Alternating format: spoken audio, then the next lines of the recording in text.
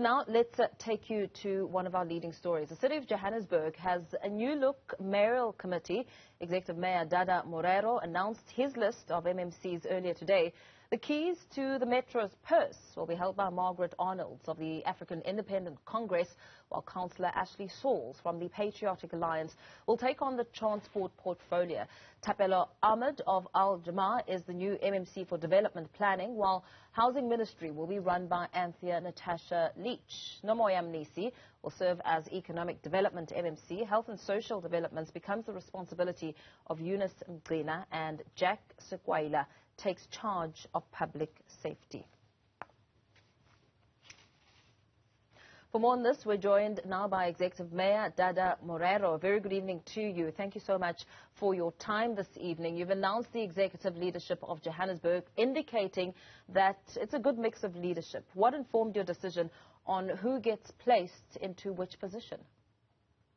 Well, thank you very much, and good evening to your viewers. We had robust debates and discussions since Sunday, where we're looking at individuals that we thought could serve in the mayoral committee.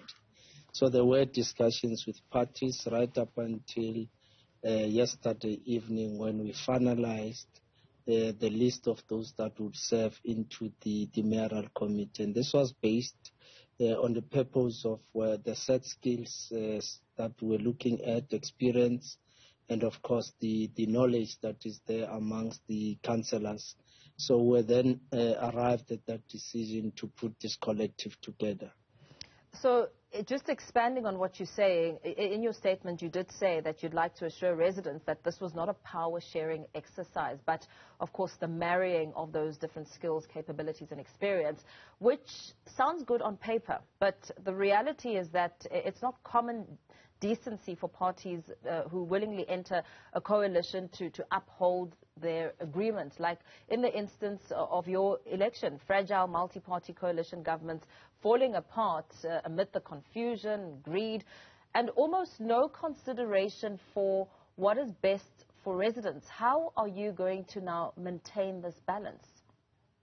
Well, we are swearing in the mayoral committee members on Monday. Political parties will then have a session on Friday. In that session, we'll then be agreeing to the minimum agreement in terms of what needs to be achieved. And remember, what leads to coalitions to collapse, it's inability to manage them properly by, one, ensuring that you recognize that they're equal partners into the coalition. You don't treat them like stepchildren.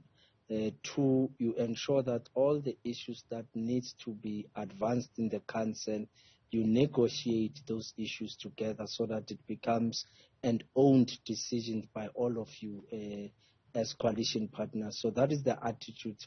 Coalitions in themselves require patience and continuous engagement with coalition partners. But what we're happy about is that this bloc in itself shares the same constituencies, which for us is an important thing. Two, if you look at the manifestos of these parties, we almost share the same common vision of what needs to be done in communities. All of us do speak to one thing called service delivery and committing to service in communities. We all speak about creation of jobs and creating a conducive environment for economic activity to take place. Now, we have studied all the manifestos of these parties coming together, and hence we are convinced that this coalition will stay for a very long time.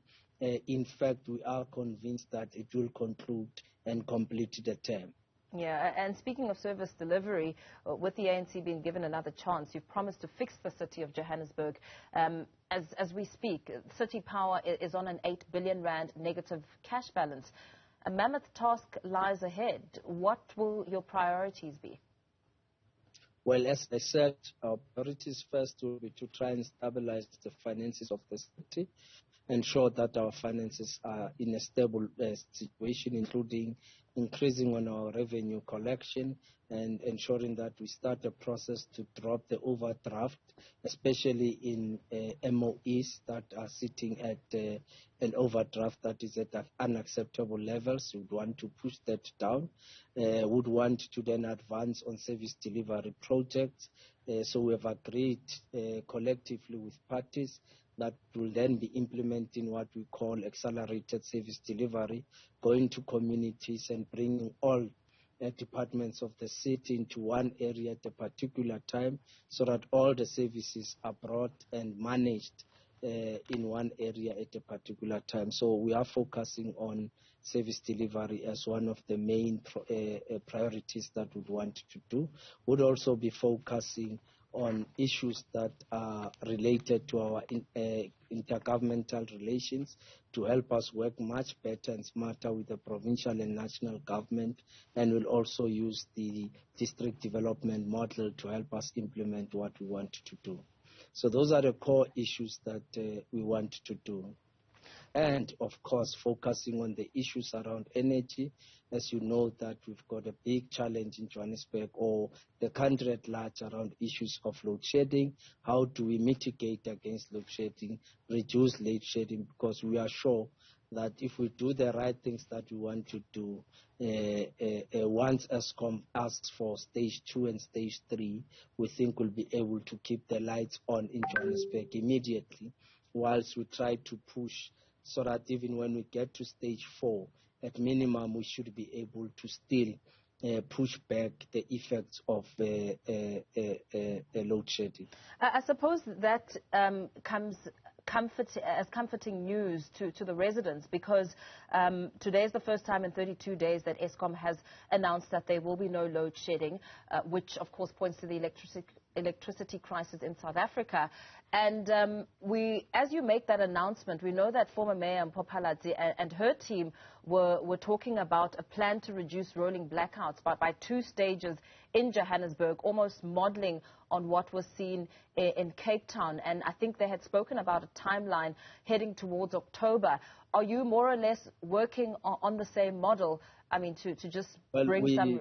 Before we left office in 2021, we had developed an energy mix strategy, and that energy mix included ensuring that we keep the lights in Johannesburg on.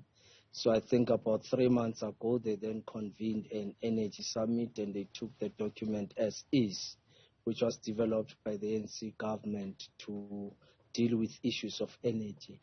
So whatever she announced, it's exactly what the ANC would have announced in 2021. So there's really nothing new. What we are doing now is to implement what we ourselves had developed as the ANC.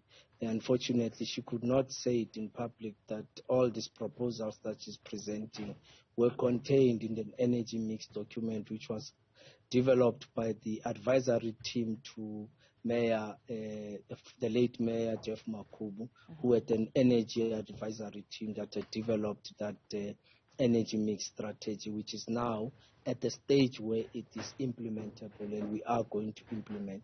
However, the energy mix strategy goes beyond just load shedding.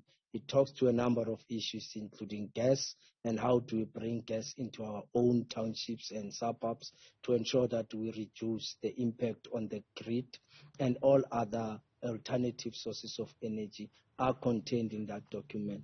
But because of their own opportunism, they would have only selected one thing that talks to mitigating against load shedding, especially for level 1, 2, and 3, which is possible. We have done that before, and we are able to do it even now.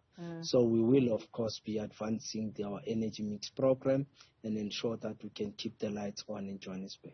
So, as I look at your statement, you say that immediately after the swearing-in ceremony, you will be heading to Eldorado Park. And we know that, it's been several weeks of Eldorado Park residents up in arms. And, the N2 was literally with on fire because of residents' dissatisfaction. What are you going to be doing there? Well, there are certain commitments that the city had done when it engaged with the communities. So we will be going back there to say these are the commitments made and this is what we are able to do. And it will be our first time that we engage in the form of the coalition.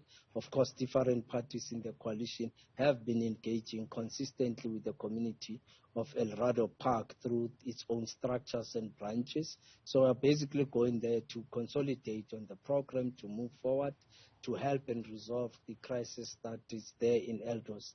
But it is also important to note that over and above the current issue around crime, violence, and gangsterism, we need to address issues of employment, unemployment. We need to address the issues of substance and alcohol abuse. Those are the interventions that are needed to help us deal with the crisis in Eldos.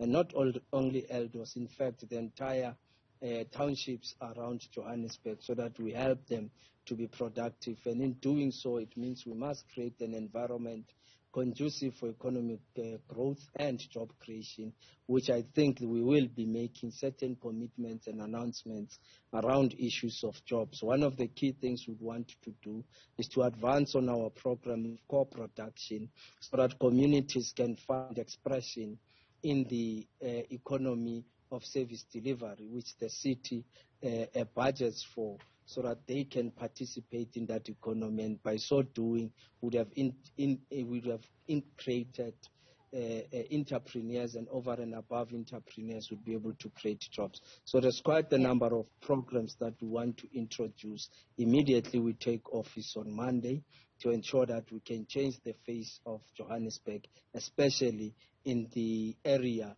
of job creation and entrepreneur creation. And I emphasize the issue of entrepreneurs, because not that black people must just be isolated into job creation only. They must own businesses, run those businesses efficiently. So that's what we're going to do. Very well. Thank you so much for your time this evening. City of Johannesburg Executive Mayor Dada Morero speaking to us about some of the plans that are underway.